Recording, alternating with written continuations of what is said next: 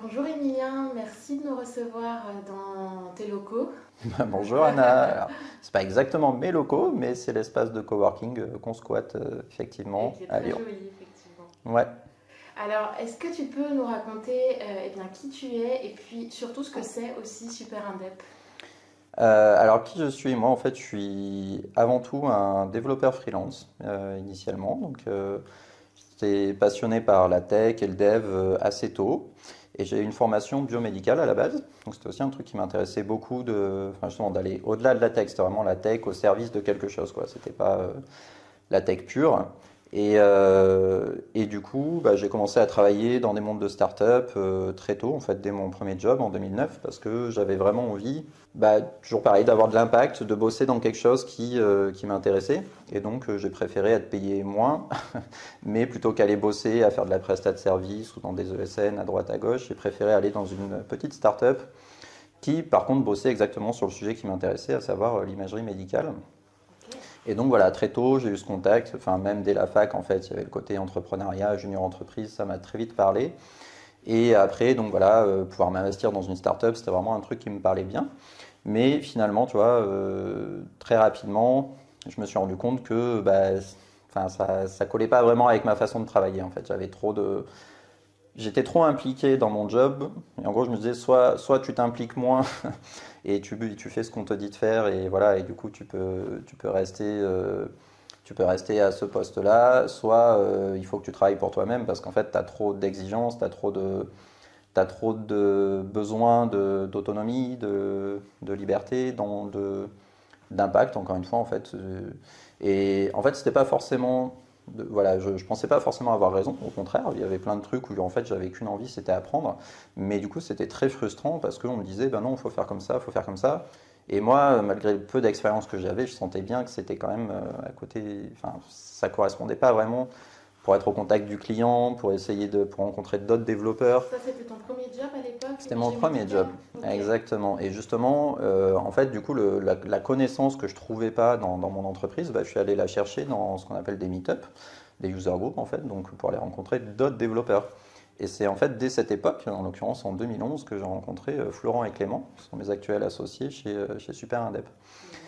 Et Et c'était pour aller rencontrer d'autres personnes et apprendre aussi à leur contact ou avoir exactement. des formations en fait. Exactement, en gros dire bah tiens voilà nous on développe comme ça mais j'ai le sentiment que c'est pas top, vous comment vous faites et en fait très très vite notamment avec Florent et Clément ça a très bien matché parce que j'ai bien vu qu'ils étaient un peu dans le même état d'esprit, ils ont su m'apporter aussi des réponses très rapidement et puis on se sent bête dans ces moments-là en plus parce que c'est des trucs nous ça nous semble très compliqué, ça fait très longtemps qu'on cherche la réponse et puis eux en dodo ils font bah non il faut faire comme ça et c'est là que j'ai commencé à comprendre qu'en fait il y avait tout un univers à découvrir que voilà que enfin je savais que j'avais énormément de choses à apprendre mais je trouvais enfin une façon de les apprendre et donc j'étais très tôt du coup j'ai voulu m'investir encore plus dans ces différentes assos, dans ces user groups, dans ces conférences pour aller rencontrer des gens pour apprendre des choses. Et t'avais quel âge à l'époque?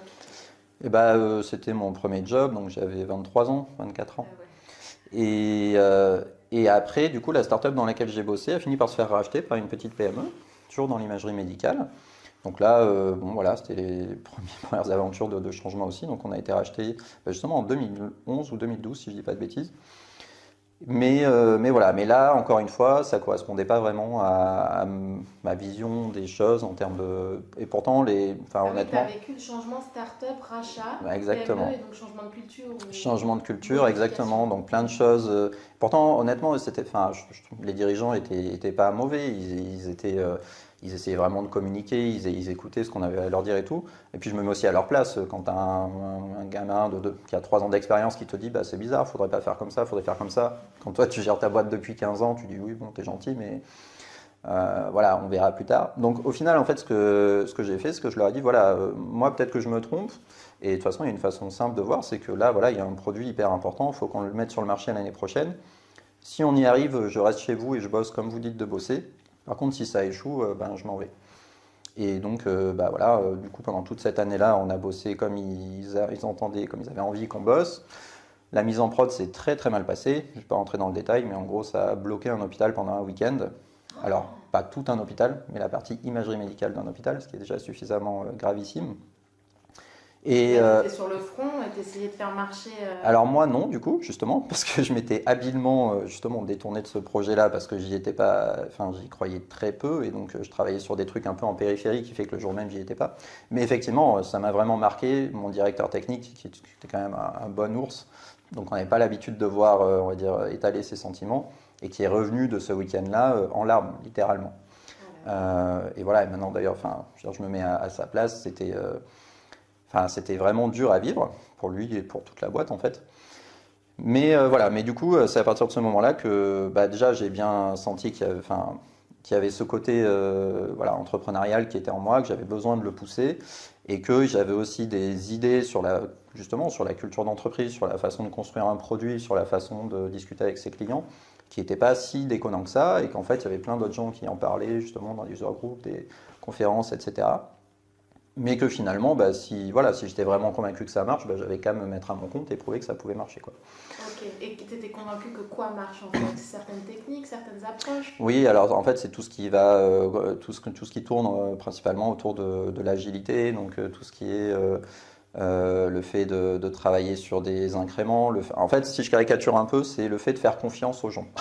C'est le fait de faire confiance aux gens de façon générale, je sais pas, de faire confiance à tes salariés pour comprendre qu'en fait, ils sont dans la meilleure position pour savoir qu'est-ce qui peut être bon pour le produit au quotidien.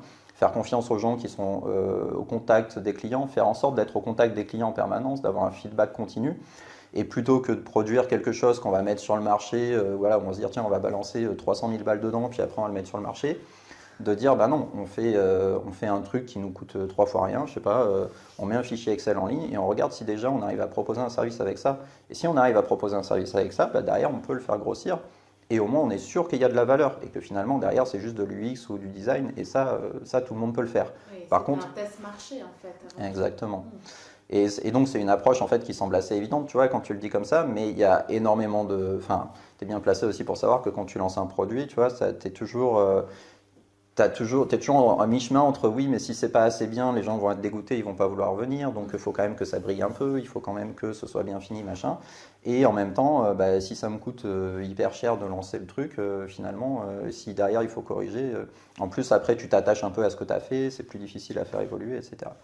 Et donc effectivement, moi j'étais plus dans ces approches itératives, etc. En plus dans le milieu tech, ce côté agilité dans le développement logiciel, il est très poussé, enfin il est très poussé dans ce milieu-là. Et donc c'est vraiment ça que j'ai voulu défendre après quand je me suis mis à mon compte, donc en 2013 quand j'ai du coup démissionné. À quel âge alors? Et ben du coup, il faudrait que je calcule.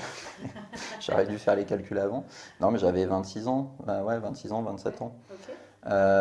Quand je me suis lancé à mon compte. Et effectivement, bah, c'était important pour ceux qui veulent se lancer, de savoir que du coup j'ai démissionné, c'est-à-dire que j'avais pas de chômage, j'avais pas aucune garantie de retrouver un boulot. Et je quittais un boulot voilà, où potentiellement je pouvais rester encore 15 ans si j'avais envie. Et donc, notamment sur les conseils de Florent, qui était déjà à son compte depuis 2011, bah, du coup je me suis lancé en 2013, l'année où Clément aussi s'est lancé d'ailleurs. Et donc, vous êtes auto-stimulé, auto-convaincu. exactement, voilà, en discutant, enfin avec toutes les questions que tous les freelances ont quand ils se lancent, mais comment tu fais, et comment tu as trouvé tes missions, et combien tu te payes, et combien ça coûte, et ta banque c'est quoi, et tes assurances, enfin bref, toutes les questions qu'on a tous en fait dans le freelancing. Et puis du coup, bah, en fait ça a tellement changé ma vie, le freelancing, en 2013, pour plein de raisons, parce que bah, d'un seul coup tu gagnes 2 fois plus, tu travailles moins. Et du coup, tout ce dont je te parlais, tu vois, tous les sujets autour de l'agilité, tous les sujets techniques et de management qui, moi, m'intéressaient, j'ai pu vraiment les creuser, j'ai pu me former dessus, j'ai eu du temps pour me former dessus, j'ai eu du temps pour aller voir des conférences dans le monde entier, pour rencontrer des gens qui avaient écrit des bouquins qui me passionnaient, et du coup, pour voilà, me nourrir de tout ça, m'enrichir de tout ça, et faire que bah, finalement, voilà, j'ai pu apprendre énormément de choses qui font que rapidement j'avais une plus-value aussi sur les missions où j'étais parce que je pouvais apporter des choses très concrètes liées justement à ces méthodologies-là, sur comment mettre en place des politiques de test automatisées, etc., etc., en fait, qui rejoignent toutes ces politiques-là. On a fait beaucoup de formations aussi. Et donc voilà, pendant tout ce temps-là, en fait, on a gravité. Des fois, j'ai travaillé un peu avec Clément, des fois, j'ai travaillé un peu avec Florent. sur différentes missions. Donc on a toujours tourné les uns pas très loin des autres, on se croisait toujours, donc bien sûr dans les conférences, les meet-up, etc. Et vous travaillez déjà sur des projets communs ou avec des clients alors, commun alors avec des clients en commun, c'est arrivé, mais sur des projets communs, le tout premier où vraiment je leur ai proposé de venir, c'était en 2015. Sur un projet médical justement où on avait une opportunité. En fait, j'avais un collègue, justement, un ancien collègue de promo qui me proposait un projet, qui me disait qu'il cherchait des devs. Je leur disais, ben, moi j'en connais 2 qui sont très bons si tu veux, on peut travailler dessus. Et donc voilà, c'est vraiment le premier projet où on s'est rassemblés tous les 3 et on a appris énormément de choses. En l'occurrence, justement, on a voulu mettre en pratique tout ce que je te disais. Donc concrètement, pour te donner une idée, c'était pour des infirmières. Bah, du coup, pendant un mois, je me suis levé à 5 heures du matin pour aller faire les tournées avec les infirmières, pour voir comment elles bossaient, pour s'imprégner de tout ça, pour leur montrer du coup ce que nous on pouvait leur proposer. Donc en gros, c'était des outils qui leur permettent de suivre un peu les températures, des échantillons qu'elles relevaient, bon, peu importe. Mais du coup, c'était vraiment un projet qui, moi, m'intéressait beaucoup, justement pour le côté impact, toujours. Immersif aussi, parce que tu es allé dans le quotidien. Exactement. Alors, des infirmières, c'est une chose, et puis des gens qu'elles soignaient aussi. Il y a des rencontres qui m'ont vraiment marqué. Pourtant, ça n'a pas duré longtemps, mais voilà, de rencontrer les gens, en fait, qui étaient potentiellement très isolés, des fois très malades, qu'elles allaient soigner. Et du coup, voilà, l'idée de pouvoir proposer des améliorations dans ce métier-là, dans ces quotidiens-là, c'est un truc qui m'avait bien branché. Et puis pour l'anecdote, et pour essayer d'aller un peu vite, en gros, au bout de 6 mois de développement, on arrivait à une solution qui nous semblait vraiment bien. Le labo en face qui était prêt à financer ça avait signé le chèque, hein, donc il nous a donné 10 000 euros. Il a dit, bah, tenez, c'est pour le premier mois, voilà, moi je peux vous financer pendant tant d'années si vous continuez sur un truc comme ça, machin. Enfin bref, on s'était mis d'accord pour essayer de développer un truc ensemble. Et en fait, ce chèque, on n'a jamais pu l'encaisser parce qu'on n'a pas réussi à se mettre d'accord avec les autres associés, donc sur la partie marketing. Parce que du coup, ils étaient 2, donc il y avait mon ancien collègue de promo avec qui ça se passait bien, et un autre avec qui ça se passait moins bien. Et donc voilà, je ne vais pas rentrer dans le détail, mais le fait est qu'en gros, on n'a pas réussi à tomber d'accord sur qui aurait quelle part et comment on allait pouvoir monter une structure autour de ce projet. Donc on a abandonné, on est retourné faire du freelancing. Ça, c'était la première expérience associée non aboutie. Voilà, premier échec entrepreneurial, je dirais. Mais bon, voilà, quand tu as un client qui est prêt à te signer un chèque et que ça échoue pour des raisons humaines, c'est toujours très frustrant, mais c'est la vie. Et alors, donc ça c'était en 2015, et en 2016, on a décidé de lancer une asso qui s'appelle Act Your Job, qui elle existe encore, dans l'idée d'aider des salariés de la tech qui voulaient passer freelance. Puisque en fait, on avait toujours beaucoup de questions, justement, notamment parce qu'avec ces différentes conférences, etc., on finissait par devenir un petit peu visible. Les conférences meet-up dont tu parlais tout à l'heure. Voilà, exactement. Et du coup, les gens, en fait, venaient souvent nous voir, nous envoyer des mails, nous contacter sur Twitter ou autre pour dire, voilà, toutes les questions que nous, on avait posées à Florent au début. Alors, comment tu trouves un comptable et qu'est-ce que tu fais et machin. Alors là, on est en quelle année ? 2016. 2016 toujours, ok. Et donc justement, oui, parce qu'en fait c'était suite à cet échec et on s'est dit, en fait ça marche trop bien tous les 3, il y a vraiment un truc à faire, il faut qu'on trouve quelque chose à faire. Mais on ne peut pas s'associer avec d'autres gens parce qu'on a une vision tech qui fait que, et puis déjà 3 en fait c'est déjà beaucoup en vérité quand tu veux lancer une société. Et donc le fait de trouver encore plus d'associés dans tous les cas c'est dangereux. Et 3 tech finalement. Et 3 tech en plus, donc qui fait que tu as une vision des choses et une façon de travailler qui finalement... en tout cas, qu'on n'a pas réussi à faire fonctionner avec d'autres visions des choses. Et donc, on s'est dit, on va essayer de prendre un sujet qu'on connaît bien, le freelancing, et on va voir ce qu'on peut y apporter. Et donc, on est parti sur un projet associatif au début, parce que c'était aussi ce qu'on savait faire. Et on s'est dit, sous forme de mentorat, tu viens chez Act Your Job, tu as un mentor qui t'accompagne, tu peux lui poser toutes les questions que tu veux, et puis on va trouver un certain nombre de partenaires qui vont pouvoir nous accompagner sur la partie comptable, sur la partie facture, etc. Et donc cette asso, elle existe toujours. On a accompagné plusieurs dizaines de personnes sur Lyon. On est très content de ça. Ça fait une petite communauté qui... Et là, vous étiez visible, toi sur Twitter, tu étais très actif et tu étais visible dans le milieu de la tech en fait. Ouais, exactement. Aussi justement par rapport aux conférences qu'on a fait un peu partout. Après, progressivement, le thème a évolué vers le freelancing. Alors le freelancing, après j'étais plus visible pour le côté tech parce que justement on avait des spécialisations aussi dans la tech qui étaient relativement rares et du coup qui nous rendaient visibles sur ces sujets-là en tout cas. Mais effectivement autour du freelancing petit à petit, mais Souvent, en fait, justement, dans la tech, c'est souvent des freelances qui sont très visibles parce qu'objectivement, c'est souvent eux qui ont le plus de temps, en fait. Et du coup, ils ont le temps, justement, d'aller faire des conférences, d'écrire des articles, de faire des bouquins, voilà. Parce qu'on n'a pas forcément le temps quand on est salarié ou quand on monte une startup, d'ailleurs. Donc effectivement, après, on avait aussi des questions par rapport à ça. Et donc, voilà, à CureJob, ça s'est très bien passé. Mais à un moment donné, en l'occurrence en 2018, on s'est dit, c'est génial, mais finalement, est-ce qu'on ne pourrait pas avoir encore plus d'impact que ça? Est-ce qu'on ne peut pas trouver une solution qui aiderait plus de gens que ça? Une solution accessoirement qui serait rentable, comme ça on pourrait faire que ça de notre temps, plutôt que de le faire en plus de notre travail. Et donc c'est là. Parce que là, c'était vraiment non lucratif, c'était une asso. Exactement, Ouais. exactement. On n'a rien gagné grâce à CureJob, enfin, si ce n'est de l'expérience, le fait d'accompagner des dizaines de gens au cas par cas. Donc justement, ça te permet vraiment après de commencer à identifier des patterns, de dire ok, en fait, il y a tel et tel problème qui reviennent vraiment tout le temps et il n'y a vraiment pas de solution adaptée sur le marché. Et donc c'est pour ça qu'en 2018, le projet de base, c'était de dire ok, dans la tech, on a une chance incroyable, on n'a pas de souci pour trouver des missions. Donc il y a beaucoup d'outils quand tu es en freelance, leur premier truc c'était de trouver des missions, même des formations qui te disent comment trouver des missions, machin. Bon, ça c'est juste un des rares trucs pour lequel il n'y a pas trop de sujets. Mais une fois que tu as enlevé ce problème-là, par contre, les seuls qu'on a vu échouer en freelancing dans la tech, c'était des problèmes administratifs. D'où la société qu'on a initialement nommée Kickbanking, on s'est dit, et là c'était une idée de Florent à la base qui a dit, bah, les gars, on va faire une banque en ligne. Il s'est réveillé un matin et il vous a... En fait, il nous a dit, mais vous savez que c'est possible parce que maintenant il y a des solutions, machin, ça, tu peux avoir, sans avoir de licence bancaire, tu peux proposer des comptes bancaires. C'était en fait, hein.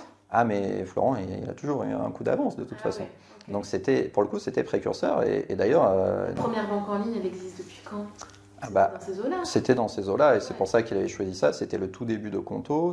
Et en fait, quand on a, nous, lancé notre landing à l'époque, donc justement sur Kickbanking, on a lancé une landing tous les trois. Landing page. Ouais. Une landing page, ouais, pour essayer de voir un petit peu l'intérêt qu'il y avait pour ce projet. Donc là, on est début 2018. Et effectivement, en quelques semaines, on a eu des centaines d'enregistrements, et on s'est dit, ouais, il y a vraiment un truc, c'est cool. Des personnes qui manifestaient leur intérêt. Voilà, qui disaient, ah bah ouais, un compte bancaire pour freelance à 10 € par mois, où je saurais combien me payer, moi ça m'intéresse. Et donc, on a commencé à monter le projet autour de ça. On a cherché un incubateur sur Lyon, donc Boost in Lyon en l'occurrence, chez qui on est rentré à l'été 2018. Et en gros, la semaine où on lance notre MVP, donc notre MVP en ligne, c'était, comme je disais tout à l'heure, donc voilà, là, on revient sur maintenant, on pouvait enfin appliquer ce qu'on voulait appliquer dans les autres boîtes où on avait fait beaucoup de consulting avant. Donc notre projet voilà, là c'était notre projet et notre MVP, c'était en gros une feuille Excel en ligne, quoi. Mais, et ça nous tenait à cœur aussi, ça coûtait 10 € par mois. C'est-à-dire qu'en gros, voilà, notre thèse, c'était, de toute façon, si tu ne peux pas rendre un service via une feuille Excel pour 10 € par mois, bah, c'est qu'en fait, tu n'as pas de plus-value. Donc derrière, tu peux développer, pas de souci, hein, tu peux développer toute la nuit pendant 2 ans et faire un truc aux petits oignons super joli et gratuit que tout le monde va utiliser. Mais en fait, si c'est gratuit, c'est que ça n'a pas de valeur. C'est juste que tu as fait un truc moins cher, mais qui existait déjà. Et donc, si tu as fait ça, il n'y a pas de business model, il n'y a pas d'intérêt à ce que tu proposes. Donc on a vraiment essayé de prendre le contre-pied de ça. Bref, on lance notre MVP, on a des inscrits, on est content. Sauf que en fait, la même semaine, Shine annonce qu'ils ont levé 3 millions d'euros. C'est pas vrai. C'était le tout début. Hein. Voilà. Et donc on voit ça et on se dit... Ils ont tout de suite levé 3 millions d'euros, Shine? Non, mais ils sont sortis du bois à ce moment-là. En fait, ça faisait déjà un moment qu'ils devaient préparer le projet. Nous, on n'avait pas encore entendu parler d'eux. Et c'est vraiment à ce moment-là qu'on a entendu parler d'eux. Et donc, et là, on s'est dit, bon, soit on persiste et on va avoir d'autres investisseurs. On dit, les gars, en fait, c'est pas eux les bons chevaux, c'est nous. Par contre, on va faire exactement la même chose, mais en mieux. Mais bon, on ne serait pas les premiers à faire ça. Et puis, va convaincre des investisseurs qu'en fait, tu avais eu l'idée avant, mais que juste tu as été plus lent, tu vois. C'est pas un très bon argument non plus. Surtout que j'en sais rien, tu vois. Je dis ça, mais si ça se trouve, Shine avait eu l'idée depuis 2-3 ans, enfin voilà. Et ils attendaient juste d'avoir les bons outils pour le faire, donc peu importe. En plus, Shine, c'était un serial entrepreneur. Enfin, il avait déjà eu une boîte avant, donc il avait aussi plus de fonds, plus de moyens, plus de réseaux. Bref, on savait qu'on ne pouvait pas lutter. Et donc, là, on s'est dit, ok, qu'est-ce qu'on fait? On se recentre vraiment sur la problématique qu'on voulait régler. Et on se disait, de toute façon, la problématique qu'on voulait régler, ce n'était pas la problématique du compte bancaire, c'était la problématique de la gestion administrative, qui, effectivement, liée à un compte bancaire, peut apporter énormément de plus-value. Et on n'a toujours pas oublié l'idée. Mais n'empêche que la première plus-value, c'est, ok, en fait, si je me connecte à tes organismes, je peux faire en sorte que tout se passe bien. Et te dire exactement combien tu peux te payer, même si je ne suis pas ton compte bancaire, quoi. Ah oui, donc là, vous avez repositionné l'offre en vous reconcentrant sur, ok, en fait, c'est quoi notre pourquoi? Exactement. Et pourquoi on veut, et autour de quoi on veut se construire, et voilà. Mais pour l'anecdote, effectivement, si tu cherches le tout premier pitch de Kickbanking, qui doit encore traîner sur YouTube, tu verras Florent parler effectivement de banque en ligne. D'accord. Et là, vous avez récolté quelques euros de chiffre d'affaires? Oui, dès le début, en fait, on a eu nos premiers clients, on a eu quelques quinzaines de clients, voilà, 10 euros par mois, on était contents, on pouvait lancer le truc. Et donc, très rapidement, ça s'est lancé. Et justement, tu vois, je te parlais aller te confronter aux clients, construire ton produit autour de ça. Nous, on avait une vision très précise de ce qu'on voulait faire. On pensait que c'était évidemment une idée de génie et que ça allait tout cartonner. Et en fait, on a plus de la moitié des gens qui se sont inscrits qui n'étaient pas du tout dans notre cible. En l'occurrence, c'était des auto-entrepreneurs. Alors que nous, on ciblait que les EURL en fait. Et du coup, on se disait, mais qu'est-ce que vous faites là? Normalement, nous, on propose un outil qui va te permettre de gérer facilement ta trésor. Le problème d'une URL, c'est que en fait, tu payes sur l'année N par rapport à ce que tu as gagné sur N-2. Donc, c'est hyper compliqué en fait de savoir exactement combien tu peux te payer, combien tu vas payer. Nous, on voulait faire un super outil par rapport à ça. Et du coup, l'auto-entrepreneur, on ne pouvait pas l'aider là-dessus parce que lui, il paye ses cotisations et puis c'est fini. Et là, donc, vous avez appelé les clients. Voilà, échange par mail, on les a appelés. On dit, qu'est-ce qu'on peut faire pour vous? Tu as tout compris. Et donc, ils nous ont dit, ce que vous pourriez faire, c'est les déclarations URSSAF, déjà, ça nous rendrait service. Et puis surtout, les déclarations de TVA. On dit, les déclarations de TVA, n'importe quoi, un auto-entrepreneur, ça ne peut pas être à la TVA. Ah bah si, en fait, depuis le 1er janvier 2018, ça peut. Et c'est tellement nouveau que personne s'en occupe.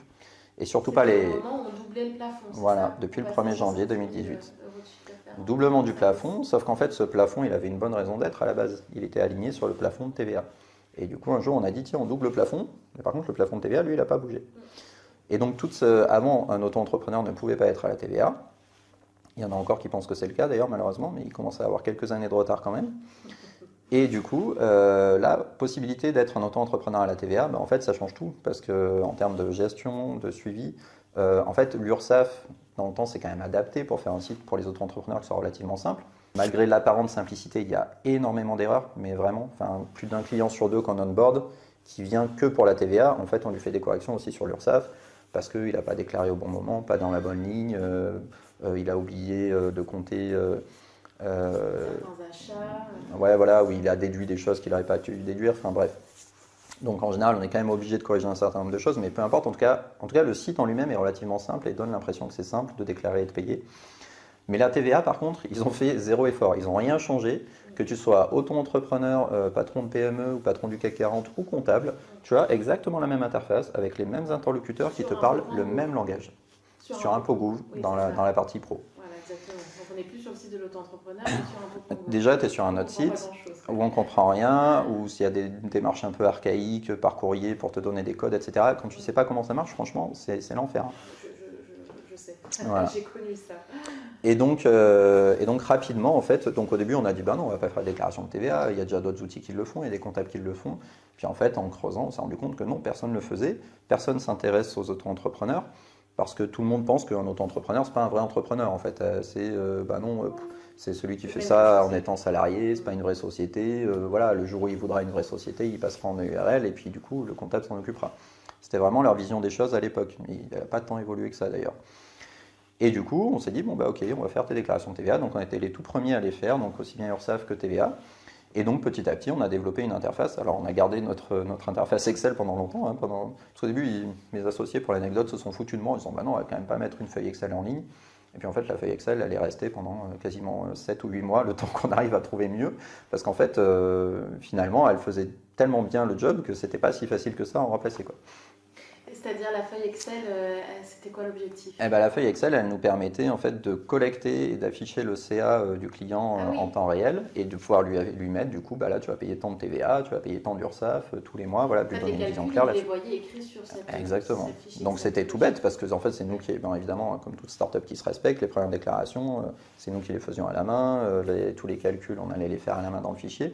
Mais comme je disais, c'est là-dessus du coup que tu découvres en fait la valeur que tu peux apporter et que tu vois si c'est un vrai problème qui est répandu ou pas. Donc voilà toute l'histoire. Et donc depuis début 2021, en gros en 2021, vu qu'on avait ce nouvel afflux de clients, on a vraiment voulu montrer qu'on était capable de passer à l'échelle, que le produit était mature. Donc on a eu nos premières centaines de clients. Et puis, début 2022, on a commencé à recruter. Donc, c'est là qu'on a eu besoin de commencer à se faire financer. Donc, on a regardé du côté du réseau Entreprendre, notamment, là où on s'est rencontrés. On a regardé la bourse French Tech, donc, qui nous a financé un peu plus tôt même. Et ça, en fait, et la BPI, ça nous a permis, en plus de notre premier chiffre d'affaires, donc qui commençait, bon, c'était pas non plus monstrueux, mais on commençait à avoir quelques milliers d'euros par mois, ça nous a permis de financer en fait nos premiers recrutements en alternance pour commencer, puis notre premier salarié en mars, et puis voilà, après ça a grossi. On a monté ce projet de levée de fonds justement pour être capable d'accélérer encore en 2023. Oui, donc là vous venez de boucler 1 million d'euros. C'est ça. Exactement. Et donc, on est super content de ça parce qu'on s'est donné des objectifs sur 2022 en termes de croissance, d'accélération, de recrutement qu'on a réussi à tenir et que du coup, derrière, on a nos investisseurs qui nous ont fait confiance, qui nous ont, enfin, on les a, parce qu'il faut savoir que ça prend du temps de lever des fonds. Vous avez mis quoi, 1 an, c'est ça? Ouais, alors le process vraiment, les premiers rendez-vous on les a fait en mars, mais avant mars on avait déjà effectivement beaucoup de préparation de qu'est-ce qu'on va mettre en avant, de récupérer tous les chiffres, etc. Donc c'est énormément de travail en amont, mais donc oui on peut se dire que ça a duré 1 an en tout.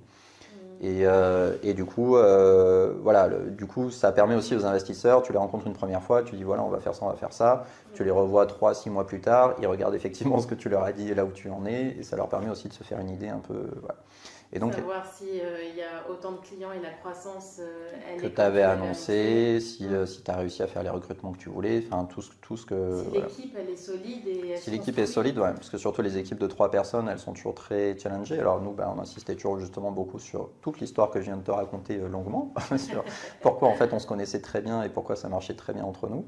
Mais ouais, c'est toujours en fait à ce stade de développement, ils misent toujours sur l'équipe plus que sur le produit. Et donc, c'est très important pour eux de voir que ça se passe bien, que tu sais réagir quand il y a des problèmes, etc. Et c'est quoi pour toi l'avenir du freelancing ? Alors, déjà, il est brillant pour moi. Enfin, en fait, c'est un truc qu'on a senti très tôt, justement, avec Florent et Clément, et c'est vrai qu'on est très content. C'est pour ça, en fait, quand je dis on est content de pouvoir impacter le freelancing, c'est dans ce sens-là, c'est pouvoir aider plus de gens à s'épanouir grâce au freelancing. Ouais, tu as des situations qui peuvent être dramatiques si tu ne choisis pas ton freelance. Et donc, pour nous, c'était hyper important de pouvoir apporter une approche pédagogique aussi, aider les gens là-dessus, en disant, par exemple, attention, je sais pas, si un jour tu postules pour un job, que toi, tu sais que tu veux gagner 2000 balles par mois, et que le gars te dit, ouais, ok, je te prends, par contre, je te paye 2000, mais si tu te mets en freelance, en auto-entrepreneur, il faut surtout te dire non, parce que ça n'a rien à voir, 2000 euros en tant que salarié ou 2000 euros en tant que freelance. Tu vas avoir des charges, tu n'as pas le chômage. Avec ça, c'est quand même monstrueux. En fait, rien que pour ce droit-là, il faut que tu gagnes beaucoup plus normalement. Donc, attention. Donc, tout ça pour dire que comment je vois le freelancing, je le vois vraiment comme une façon de s'épanouir qui est dans l'air du temps, si tu veux. C'est-à-dire que je pense que toute la génération qui est la nôtre et qui nous suit a vraiment une envie en fait de se développer. Et d'être autonome, d'avoir du sens. C'est le truc qui revient tout le temps. Je veux trouver du sens dans mon travail. C'est exactement ce que j'ai vécu en fait. C'est exactement ce que j'ai vécu. J'avais besoin d'avoir du sens, j'avais besoin de pouvoir impacter, d'être pris en compte, de savoir pourquoi je travaillais, pourquoi je devais me lever tous les matins à 8h et traverser Lyon pour aller dans un bureau, m'entasser avec plein d'autres gens. Il fallait que ça ait du sens.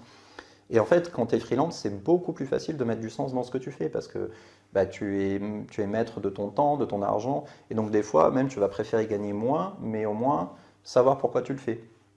Et je trouve que c'est beaucoup plus intéressant, c'est ce côté. Que tu as un impact, en fait. Se dire que tu as un impact et ce côté être entrepreneur de toi-même. C'est-à-dire, en fait, ce qui importe, c'est pas la société pour laquelle tu travailles, c'est toi. Et finalement, la société pour laquelle tu travailles, c'est juste une façon de t'épanouir toi. Et ça, tu vois, je te parlais des valeurs de Super Indep. Aujourd'hui, par exemple, c'est un truc qu'on essaye de transmettre à nos salariés et on essaye d'avoir des gens qui sont épanouis dans ce qu'ils font. Mais je pense que cette culture et cette mentalité-là, de toute façon, tu en as besoin. Et il y en a beaucoup, et en tout cas, ça a été mon cas, qui, comme ils ne le trouvaient pas dans leur société, sont obligés de se mettre à leur compte. Et ça, c'est un truc qui va continuer d'exploser et qui va vraiment dans le sens, dans l'air du temps. Parce que c'est 70% de son temps, le travail, finalement. Exactement. Et donc, autant que ça te plaise, autant que tu saches pour qui tu travailles. Et en plus, ça change tellement le rapport. Justement, en fait, je trouve que quand tu passes freelance, du coup, après, tu as un rapport avec tes clients qui avant potentiellement étaient tes patrons, qui est beaucoup plus logique. C'est-à-dire qu'en fait, tu as une vraie relation d'égal à égal où tu parles de comment tu valorises ton temps. Et de qu'est-ce que tu vas pouvoir produire en retour. Mais du coup, tu es vraiment dans une relation entre entrepreneurs, quoi. Voilà, moi j'ai une plus-value, toi tu as une plus-value, on peut s'apporter des choses, et voilà. Et je trouve que ces discussions sont beaucoup plus saines que, bah écoute, je te paye 2000 balles par mois, donc tu fais ce que je te dis, sinon on va pas être copains. Et aujourd'hui, tu arrives justement à essayer d'avoir cette même vision et ce même pied d'égalité du freelance envers son client que toi, patron, salarié. Eh ben, en tout cas, c'est ce qu'on essaye de faire. Oui. Et justement, c'est pour ça que un des trucs qui ressort en général des meetings et des team building, c'est que justement, ils apprécient beaucoup l'ambiance et l'état d'esprit. Et ben voilà, par exemple, ils me disent souvent, ah, vous êtes super transparent, c'est génial et tout. Oui, parce qu'en fait, on les traite pas comme des pions. Voilà, pas comme des pions, mais enfin peut-être même pas comme des salariés quelque part. C'est-à-dire que juste on considère qu'ils ont, voilà, c'est des plus-values de l'entreprise, on compte sur eux. Et on est justement le plus transparent possible pour qu'en fait ils aient limite le même niveau d'information que nous pour essayer de proposer des choses, pour être impactant et pour être le plus motivé possible dans l'interaction chez nous. Et l'équipe c'est fondamental. Et, voilà. Et d'ailleurs on a aussi des freelances qui bossent avec nous et pour le coup on les traite comme les salariés, même si on les voit des fois moins souvent ou pas sur le même sujet. Mais voilà, si on organise un resto, ils vont être invités. Enfin, nous on ne fait pas de différence entre les deux. Et donc voilà, clairement, je pense que le freelancing va continuer à exploser pour ces raisons-là, parce qu'en fait, c'est une des façons les plus simples d'entreprendre et que ça répond à des vraies problématiques du moment, à tout un tas de niveaux en fait, voilà, au niveau autonomie, au niveau rémunération aussi. Est-ce qu'on pourrait le considérer comme le futur du travail justement ? Moi, je considère que c'est même quasiment le présent, mais après, je suis un peu trop biaisé. C'est sûr, c'est maintenant, en fait. Je suis peut-être un peu trop biaisé, mais c'est sûr que autour de moi, je vois bien, en fait, la plupart de ceux qui sont salariés pensent régulièrement au freelancing. Ceux qui sont freelance, quand ils redeviennent salariés, c'est en général pour des raisons très particulières. C'est en général parce qu'ils peuvent retrouver justement des boîtes, mais encore une fois, dans lesquelles ils vont à la fois pour retrouver du sens et des niveaux de rémunération qui font que finalement, qu'ils soient salariés ou... Parce qu'encore une fois, voilà, c'est pas le freelancing qui les intéresse, c'est le fait de trouver du sens, le fait d'être valorisé à leur juste valeur. Et ça, en fait, tu peux le trouver aussi bien dans des entreprises, mais c'est vrai que c'est beaucoup plus rare actuellement. Mais je pense que de toute façon, les entreprises sont obligées, voilà, ça se développe, on est obligé de se mettre au niveau. Tu le disais, on est obligé de proposer du remote, on est obligé de proposer des choses plus intéressantes, mais justement parce que, pour moi, c'est assez logique et c'est plutôt sain. C'est mieux respecter les salariés, c'est faire en sorte qu'ils se développent, que vraiment ce développement, cet épanouissement que tu puisses trouver, tu peux le trouver aussi bien en tant que salarié qu'en tant que freelance. Et donc, il faut donner les outils aussi aux salariés potentiellement pour s'épanouir de la même façon. Merci beaucoup, Emilien. Merci pour ton temps. C'était vraiment intéressant. Et puis, est-ce que tu veux conclure peut-être en donnant les coordonnées de Super Indep ou là, on peut te contacter si on a des questions. Donc, le site internet superindep.fr. www.superindep.fr, c'est super simple. Comment savoir si vous avez besoin de nous? C'est simple. Si vous pensez que vous avez besoin d'un comptable en général et que vous êtes auto-entrepreneur, c'est que vous avez besoin de Super Indep, puisqu'en vérité, vous n'avez pas vraiment besoin d'un comptable, encore une fois, parce qu'il n'y a pas de comptabilité techniquement parlant à faire. Donc on peut apporter ces choses-là. Et si vous avez des questions, des remarques aussi, on a un email qui est ouvert, contact@superindep.fr. Mais par ailleurs, effectivement, on a aussi une chaîne YouTube, on a aussi un blog qui est très complet, LinkedIn. Mais voilà, du coup, si vous avez des questions, typiquement, si vous posez des questions sur YouTube, sur LinkedIn ou directement sur l'adresse mail, on vous répond avec plaisir. Merci beaucoup. Merci à toi, Anna.